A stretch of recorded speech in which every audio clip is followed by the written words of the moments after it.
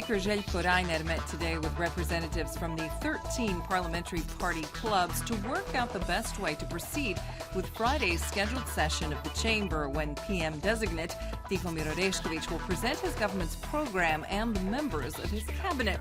Reiner said he wanted the session to run efficiently and that decorum be maintained.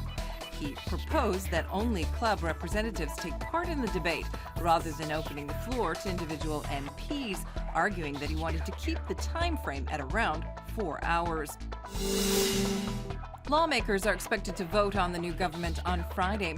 HDZ leader Tomislav Karamarko has said that the Patriotic Coalition and Most have already agreed on the names of several ministers, but they have decided not to go public with those names just yet.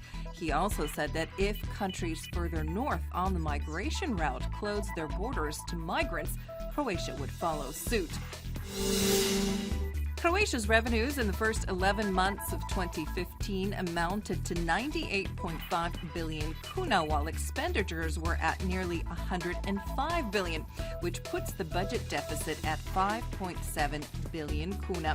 The highest budget revenue source was the VAT, which accounted for 40% of the state's income during that period. This was around 7% more than in the same period in 2014. In the event that Austria and Germany limit their intake of migrants, Slovenia will do the same. That was the response of Slovenia's government to the announcement by Austrian Chancellor Werner Faymann that his country had introduced border controls in a temporary suspension of the Free Movement Schengen Agreement.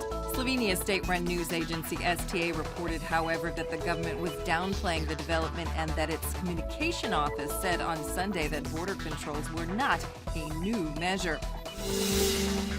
Support in Slovenia for the razor wire fence put up along the border with Croatia is waning. According to a poll conducted by the Ljubljana daily Delo, in less than 2 months, support has halved for the barrier, which is meant to control the influx of migrants into the country.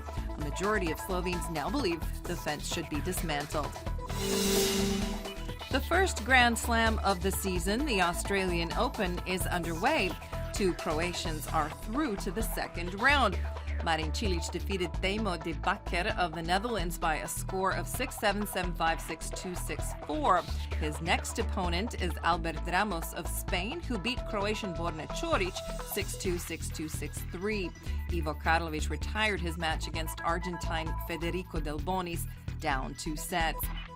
In the women's competition, Croatia's Anja Konjuh has made it to round 2 by beating Urszula Radwanska of Poland 0-6, 6-4, 6-3.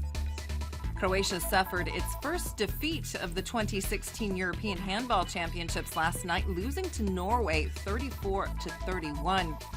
Croatia's next match is against Iceland on Tuesday. In related news, former national team coach Lino Červar received a Career Achievement in Coaching Award from the European Handball Federation at a ceremony in Krakow. Červar is the first recipient of the award. Today's forecast calls for mostly sunny skies. There will be some moderate cloud cover in the mountains and the east of the country, but it will be dry. Moderate northerly and northwesterly winds are expected in the interior. While on the coast, there will be a moderate to high gale force in places, northeasterly and northerly wind, which will fall by evening. Afternoon highs will range from -2 to +2 degrees Celsius inland and from 4 to 7 degrees on the coast. The weather will remain stable over the next 3 days. Temperatures will be quite cold on Tuesday morning, reaching below -10 in the mountains. The days will be mostly sunny with patches of morning fog that will clear as we approach midday. On the coast, expect mostly to partly sunny skies. There may be some light rain midweek, primarily on the northern and central sections of the coast. Tuesday morning will be cold, but temperatures will climb from there on out. High northeasterly winds will begin to fall on Tuesday and shift to moderate easterly and southeasterly winds.